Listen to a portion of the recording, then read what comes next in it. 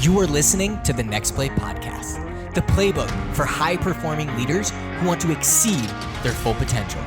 From walking on the Ole Miss football team at 5'7", 150 pounds and earning a full D1 scholarship, to coaching thousands around the world and working with massive organizations like IBM. I've learned countless lessons that I'll be sharing right here with you.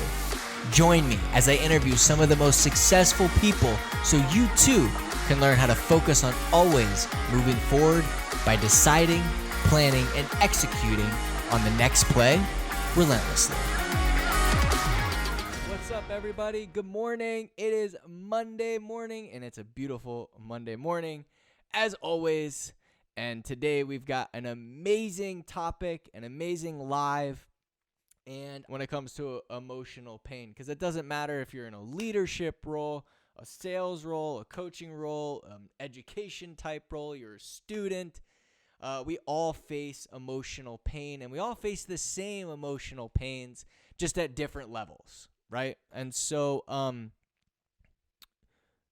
had a couple really good conversations last week, and this came up actually twice, and once without the medication, and I was like, well, that's really relevant anyways, because that's kind of what everyone goes to, right? Something doesn't go wrong, boom, oh, I'm going to go and take a medication, which obviously is not the answer. And, a lot of people, they're just so quick to go and take a medication, go and take something, whatever, right?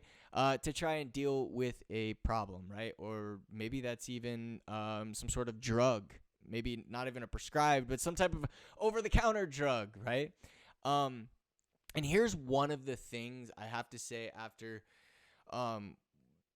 traveling and speaking at over 467 schools, tons of corporations, universities, is that, and then now working with, I don't personally work one-on-one, but listening to my coaches who work one-on-one with their clients in the fitness space, transformation and change and growth come through suffering and pain, right? There's no way to get to that end result, to become massively successful or do things that you've never done before that's going to be very challenging without suffering, without pain.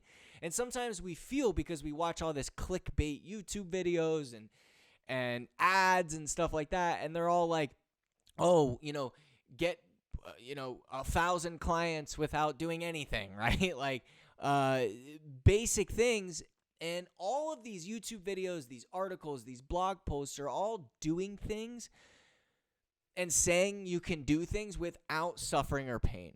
And the bottom line is that's just not how it works, right? You can't transform and achieve something and break through a challenge without suffering, without pain. It's impossible. It just doesn't work. It doesn't happen.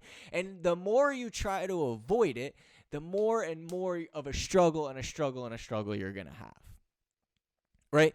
And so negative emotions are a signal that something is wrong or something is in our way or threatening, and it pushes us to cope with it and learn it and get better and bigger and stronger, right? And that's the power of negative emotions. It's a very powerful thing, and sometimes we look at it as negative when it shouldn't even be negative emotions. It's like an opportunity emotion, right? An opportunity to grow, an opportunity to get better. And like, I'll give you an example. When I was at Ole Miss for 3.5 years, I used to have to walk. I'd go to practice. I'd grind just as hard or harder than all the scholarship players. And after practice, I would get changed, shower, whatever, and we'd have this indoor practice facility. There's this big indoor practice facility field, and on the other side of that is where the scholarship players would eat, right? And so I would walk across the field, and there'd be a huge room, and there'd be a man standing outside of it, basically just making sure your name was on the list. Obviously, my name wasn't on the list, and then there's a room right next to it. It was the players' lounge, and that's where I had to walk through. So you'd see like most of the people, like 90% of the people, right, walking into this this like cafeteria type thing, and then I would have to go through the players lounge, go home, or go to the school cafeteria or whatever, right? But the idea was I couldn't eat with the team, and being rejected for that period of time created this emotional stamina that I just can't be stopped, right? Like I just could care less about being rejected, like not even remotely care at all. And it was from that experience. Every Thursday after practice, we would have a travel list, and every Thursday after practice for 3 years, I'd run over to that list, and my name was never on it, right? And so learning to deal with that kind of emotion, and I didn't even know how to deal with it at the time. I just became so used to being rejected and failing and in pain that I just became numb to it, right? And so there's better ways to do it. I've learned over time, and also, working with some psychologists and reading studies and learning what actually works for people. You don't have to do it the way I did it. That's the point I'm trying to make here. You don't have to completely go through that type of suffering and become numb to it. There's another way to become numb to it, and it's much easier, right? And so that's what we're going to talk about here today. So let's jump right into it. So most of the emotional pain in our life comes only from a few sources. And this is what's really, so there's a book, it's called The Emotional First Aid. Really interesting book. It's actually really interesting. And it breaks down the sources that emotional pain comes from. And this was such an epiphany to me, because when I'm talking to people and I know people are going through some emotional pain, we think it could be coming from like a bazillion different things, right? It could be coming from this, it could be coming from that. But it really only comes from a few different things, and that includes rejection, loneliness, loss, trauma, guilt, low self-esteem, and failure, right? So most of these, rejection, failure, and low self-esteem, are all kind of like from that fear that we always talk: fear of failure, fear of rejection, fear of failure, which leads to low self-esteem, right? So they're all kind of guilt grouped together. And that was really interesting. And I was like, I always try to make things simple, right? Sometimes you read these books and it's like so complicated, but it's really not when you simplify it and you group it together. And once I realized this, it was like, whoa, like this just made coping with things so much easier. And I hope it does for you too. Like if I look back now, if I would have known this now, then, oh man, I would have saved myself lots of pain, lots of no sleep nights, lots of like wanting to leave and procrastination and all of these things, if I would have just known what I know now. So understanding emotions includes recognizing them and identifying the purpose of that emotion, right? So every emotion, we talked about, every emotion has a purpose, right? And it's basically information so that you can take the appropriate action. So we don't look at emotions as information, right? We look at emotions as like, hell, I'm feeling this like pain in my chest right now. This sucks. I'm depressed. I'm anxious. I'm nervous. I'm angry. I'm sad. And we look at it as it sucks, right? And I just want to do nothing. But really what this is information, right? It's information going to you right now. And each emotion is like, has a piece of information, or it's like almost, it's a signal, that's the word, so that you can take the appropriate next step. So you can take the next action, right? That's all it is. It's a signal to take the next action, right? And so there's actually two types of emotions, primary and secondary emotions. I'm not going to really get into that today. I do want to go through the top 4 and what that means to you, okay? What that means to us as human beings, and so that you can address it, right? So for sadness, for example, sadness encourages us to slow down and withdraw. Like we seek quiet time for processing a loss, or to recalibrate our efforts after failure. It's really interesting, right? it encourages us to slow down. And sometimes, in some situations, if we're hitting our head against the wall, sometimes the best thing to do is to slow down for a second and figure out what's going on, what we need to change, right? And sometimes if we didn't experience sadness, I mean, geez, like that would be a problem, right? And a lot of times we do this subconsciously, right? So shame, this is interesting, demands that we hide and stop doing what might result in disapproval, right? So shame can be extremely bad, but it can also stop us from doing, things like crime and stuff like that, right? Anxiety pushes us to avoid dangerous situations, right? The problem with this is in our modern day and age, we don't need to. Anxiety is like, there's not a freaking bear coming up to attack you, right? It's like, oh, my boss just handed me this thing with a timeline I don't think I'm going to be able to hit, right? So it pushes us to avoid situations. The problem is it can push us in today's day and age in places that it shouldn't, right? And then anger drives us to fight back against threats, damage, and hurt, right? And so sometimes you're angry, right? And we can't control it, and we fight back when we shouldn't. So there's a good and a bad, right? Like that's kind of what I learned as we were breaking this down. And so there's two questions you have to ask yourself, and I highly suggest writing these down. There's two questions you have to ask yourself, okay? What is the specific emotion trying to communicate to you? Number one, what is it trying to communicate to you? Okay? And number two, how can you use that information to make a decision, meet a need, or take action? Right? So when you have some sort of negative emotion, what is it trying to communicate to you?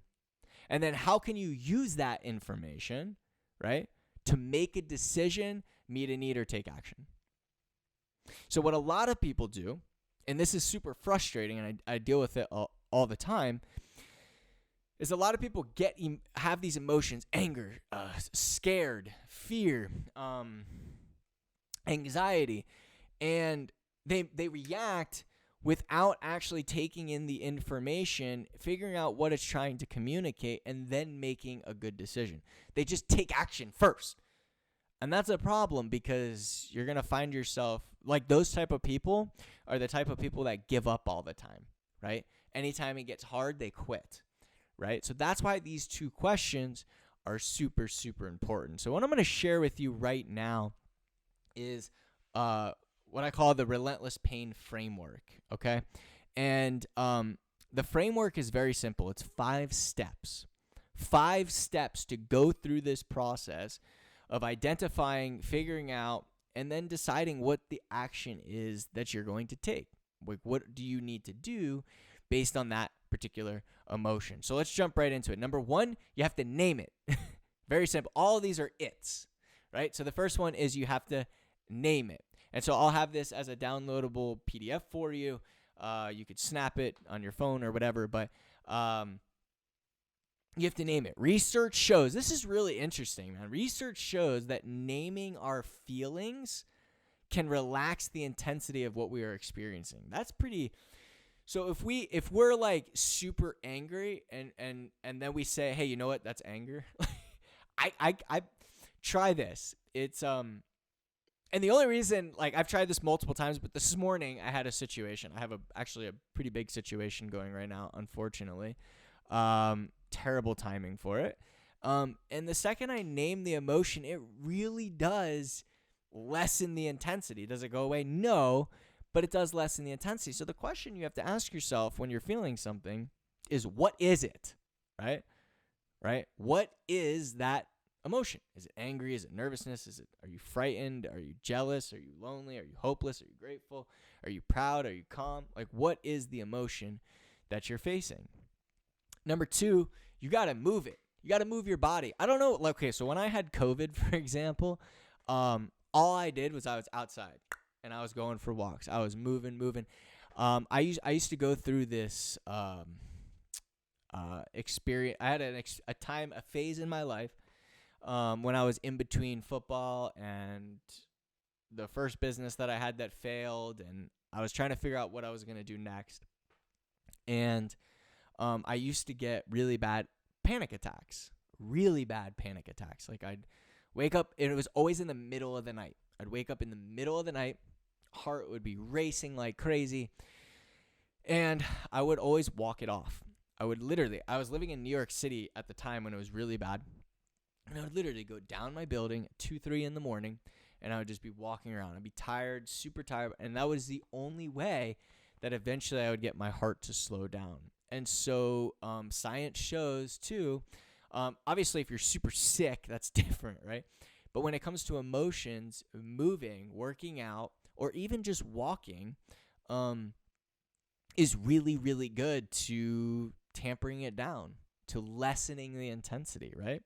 So even if you don't have the energy, doing it is super, super important. So number one, you got to name it. Number two, you got to move it. You got to be moving your body, right? So that's number two. Number three, you got to accept it. This is one of the most challenging things, is to accept it. So during that time when I was having all of these attacks and this and that, it was I couldn't accept the fact that I was a 24-year-old who was having like serious anxiety and depression and anger and multiple different emotions. But it was challenging for me to accept it. And when I look back, the moment I accepted it and felt that I was having that pain and started working through some of the things we're talking about today, all of those middle of the night panic attacks started to go away, right? Same thing when I was at Ole Miss. Luckily, I didn't know this at the time, but luckily, one of the weight trainers was ended up becoming a really good friend of mine, and he would do the same thing. He would make me feel the emotions I was going through. Like I was super frustrated, and I was able to talk to him, and he would stretch me before practice. This was in my book, actually. But he forced me to accept it and to feel it. Accept the outcome, yes, but also accept that I was experiencing these emotions and I couldn't get away from it, right? I shamed people. I shamed myself. I blamed myself. I blamed other people. But in the end, I needed to accept it. And that's really what changed the game between my junior and my senior year, because it was all on me, right? So that's why accepting it is so important. And I'm going to share one more quick story with you. I had an event a while back. It was a really big event. It was a great event financially, and I over-prepared for this event, and they picked me up from the airport in a limousine. They drove me to the hotel. I get to the hotel. It's beautiful wine bottle and cheese plate, and I don't drink days before an event, because if I'm speaking, I want to be on my toes, and I just don't do it. I don't even have one glass of wine, nothing. So yes, there was wine, but I didn't have it, right? So anyways, I wake up the next morning. I go downstairs. I'm talking to the executives, and something just didn't feel right. I felt off. I wasn't connecting with people. And this was early on in my career. I was probably not quite ready for this type of event yet. But, I'm not going to turn it down, right? So and I don't regret it to the day, but I had to ultimately forgive myself. I went on stage. I tried to switch everything up. I hired this lady who implements more comedy, because I just don't do much comedy. And I tried all this stuff in the very beginning, and it was a disaster. And I had serious anxiety from that event, mainly because the group of people totally unsubscribed from my email. They didn't want any communication with me. And it was a very challenging time. And it took me 2 to 3 years to really forgive myself for that experience. And I think I sabotaged a lot of my success. And maybe there's times in your life where things have happened to you and you didn't accept it, right? You didn't accept the fact that maybe it didn't go your way. You didn't do things right. You got fired from a job. You went through a divorce. Maybe, I don't know. But ultimately, accepting it comes down to forgiving yourself. And that was one thing that's been very powerful, but also very helpful. So the next thing, number 4 here, is to track it. Analytics always tells a story. And if I were to go back now and I were to have tracked all the days of those 3 years at Ole Miss, I would have been way more successful than I thought I was at the time, right? We always believe things are way worse than they actually are, and we always think things are way better than they actually are. And so when we track things, it brings us back to reality, right? And it also gives us reassurance, right? Again, this is really important to understand, so listen to me closely on this. We believe things are way worse than they actually are. And we also believe things are way better than they actually are, right? And so having that kind of neutral ground is really important, and that's what tracking things and analytics does for you. So for example, if you're doing a lot of cold calling, the question is, how many calls are you doing? How many of those are connects? Of those connects, how many of those become clients? Of those, and you got to know down the list, right? So for example, if my thing was, what brought a lot of anxiety when I was playing football was dropping the football. So if I tracked how many passes were thrown to me and how many were dropped, and I looked over the course of you got to look over time, right? One practice, a week of practice, a month of practice, a season of practice. You start to track and see, look, it's not as bad as you think it is, right? Same thing with leadership. If you have trouble hiring and this, it's never as bad as we think it is, and it's never as great as we think it is. And that's why tracking it is so important for our mental health. So number 4, you got to track it. And this is probably the most important. And number 5, you got to coach it. You got to have, it doesn't have to be a title of a coach, although they should know how to coach. It's much different than a friend or a family member, but you can use a friend, a family member, or an actual coach, right? But somebody that you can communicate and talk with, right? So eventually when I was going on those walks, I would call people and have conversations, and it always calmed me down, and they didn't even know what they were doing, right? So a friend or a family member will work, a coach is going to be the next step, right? But typically you need to look for somebody who knows how to listen and, most importantly, let you come to your own conclusions, right? If you go back and you go through the course on accountability, that we go through a segment on coaching, and that's one of the most important aspects of it, is helping people come to their own conclusion instead of you telling them. And I got really lucky because the person that I was calling at the time did this for me, right? And so if you look at some of the most successful people and people who are able to overcome significant challenges, they had somebody helping them come to their own conclusion on what the next step was, on what was going to work, right? And so once you know the numbers, right, that's why we track it, it's really, really, really easy to be coached. And it's really easy to coach because you know what to work on, right? So anxiety, for example. I like to talk about anxiety because a lot of people have anxiety. Anxiety comes from overwhelm. It comes from what? It comes from overwhelm. It's really important, right? And just writing it out, I think there's a course on overwhelm that we have, but just writing out what's making you anxious, and you really look at it, you're like, well, it's really not that bad, right? It seems like, oh my God, this is broken, and this is not working out, and this is not working out, and this is a disaster, and this is so terrible, and this, oh my gosh. But then when we write it all out, it's never as bad as we thought it was. And when we feel like we're really successful, we're really not as successful as we really think we are. And so having that coach kind of keeps that middle ground with you too, right? So coaching through situations and emotions is unbelievably powerful, especially if they're good enough to help you come to your own conclusions. And so that's step number 5. And so my challenge for you this week, right? Perfect timing, 9:29. My challenge for you this week is to choose one negative emotion you usually experience, whether it's in leadership, whether it's in sales, whether it's in coaching, whether it's in teaching, whether it's in academics. What is it? What negative emotion do you usually experience? And I can tell you a lot of times, and we talked about some of the most common, right? Rejection and failure and loss and trauma. do you typically experience on a week? And let's just choose one. Just choose one. And I can guarantee almost everybody on this call is probably definitely experiencing rejection, and that's such an easy one, right?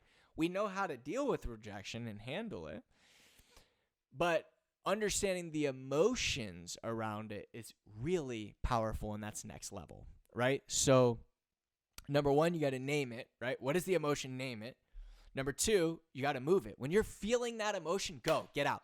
In your office, go for a walk around outside, go down the elevator, go down the stairs of your building, up the stairs of your building. But you got to walk it off. Like, I don't know if you ever heard that term. That's what my parents used to always say. Walk it off, go walk it off, go walk it off.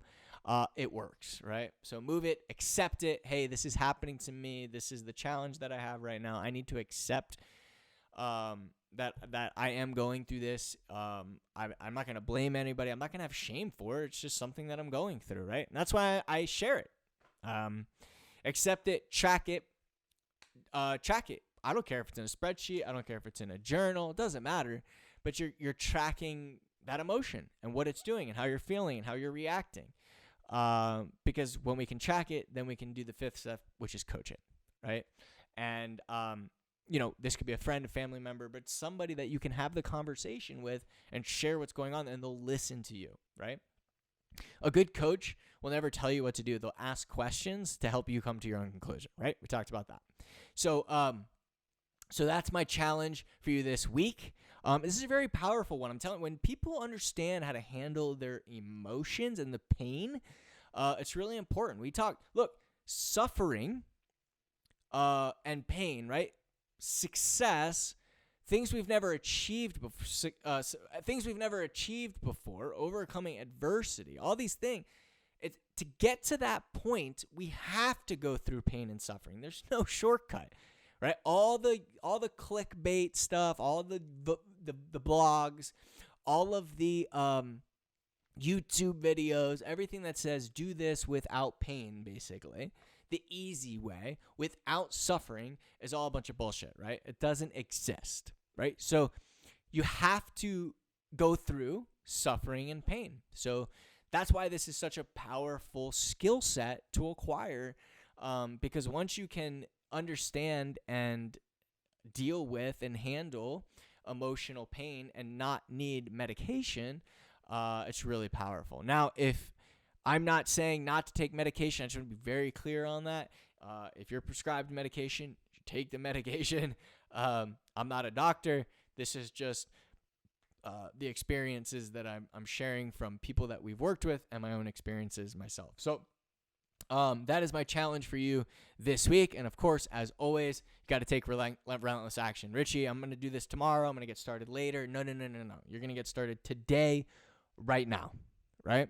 You're going to get started today, right now. So that is my challenge for you today, is to get this ball rolling, get started now, and to crush it this week. It's a beautiful week. It's, I guess, really the first full week of April, and the first full week of the second quarter. So have a great week this week. Challenge yourself to go through these 5 steps and start building that emotional pain skill set, the ability to overcome, deal with, and handle emotional pain, because it's really powerful. So have a great week. Be relentless as always, and I will see all of you next week. Thank you for listening to this episode of the Next Play podcast. If you liked the show, make sure to leave us a review. For more resources, visit relentlessuniversity.com or download the free Relentless University app. And if you're interested in having me speak at your next event, visit relentlessrichie.com. Until next time.